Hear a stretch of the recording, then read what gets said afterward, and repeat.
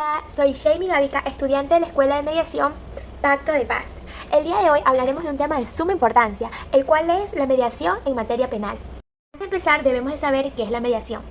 La Constitución de la República del Ecuador, en su artículo 190, nos manifiesta que se reconoce el arbitraje, la mediación y otros procedimientos alternativos para la solución de conflictos.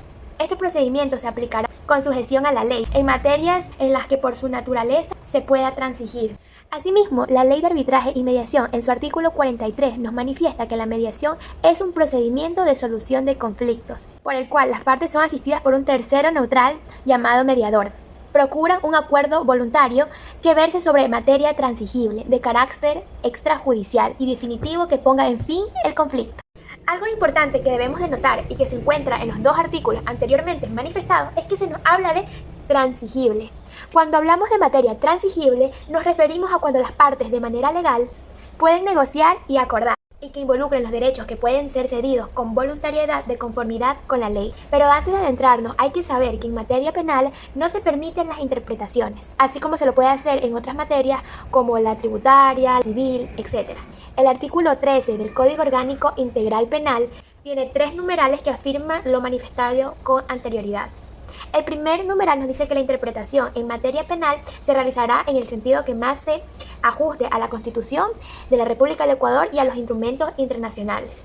El segundo nos dice que los tipos penales y las penas se interpretarán de forma estricta, esto respetando el sentido literal de la norma. El tercero nos dice que queda prohibido la utilización de analogías. Para entender la mediación penal hay que saber o entender el concepto de justicia restaurativa.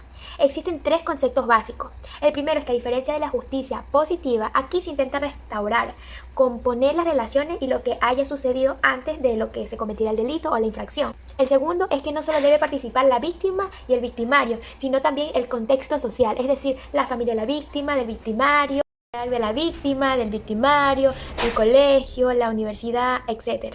Como tercer punto se habla de temas reparativos. Muchas veces la gente cuando escucha temas reparativos piensa en económico, en indemnizaciones y así. Pero no nos referimos a ese tipo de, no solo a ese tipo de reparaciones, sino que también se refiere a temas reparativos en temas simbólicos, políticos, bioeconómicos, etc.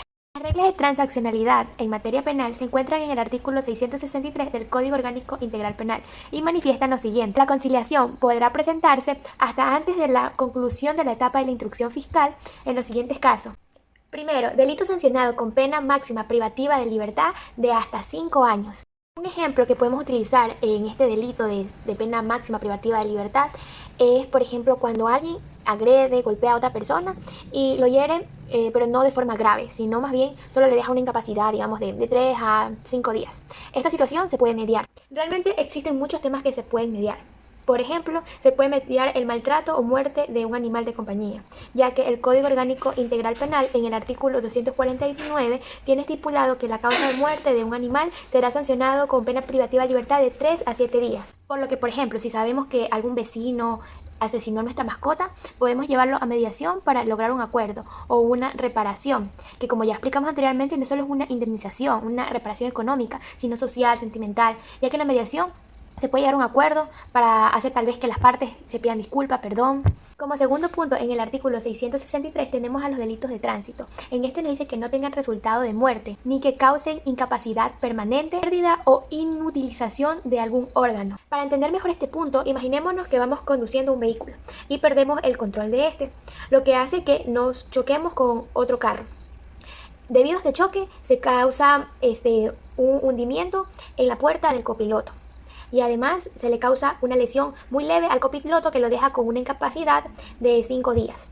Este accidente sí se puede mediar dado a que, como lo que ya se manifestó, no tiene resultado de muerte y no causa una incapacidad permanente, no se le corta ninguna extremidad ni nada. Entonces nosotros con este ejemplo podemos llegar a una mediación. Ahora bien, utilizando el mismo caso, pero en cambio al copiloto se le quedó el pie trabado en la puerta y tuvieron que amputarle la extremidad, ahí sí no se podría mediar este caso.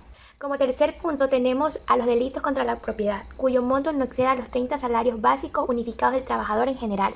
Un ejemplo fácil que nos podemos inventar para este punto 3 podría ser, no sé, digamos que a nuestro vecino se le cayó algo a nuestro patio y para ingresar a él hay una puerta con una ventana al lado. Él patea la puerta, medio la va dañando, pero como no puede entrar, daña la ventana, entra por la ventana, saca lo que tiene que sacar y se va.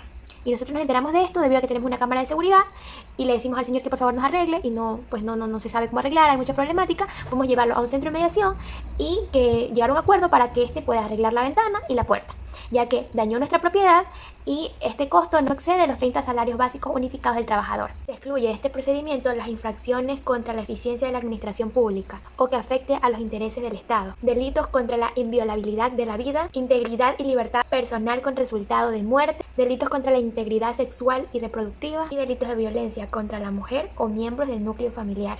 En conclusión, podemos decir que la mediación es una práctica de justicia restaurativa privilegiada. Y para saber si se puede llevar a cabo el caso, el tema, la infracción, la pena, en mediación penal, hay que ver si el tema o el conflicto a tratar es transigible o no transigible. Y como ya sabemos, esto lo podemos ver en el artículo 163 del Código Orgánico Integral Penal. Además de que debemos saber a qué numeral se acopla el delito que se va a tratar o la infracción que se va a tratar.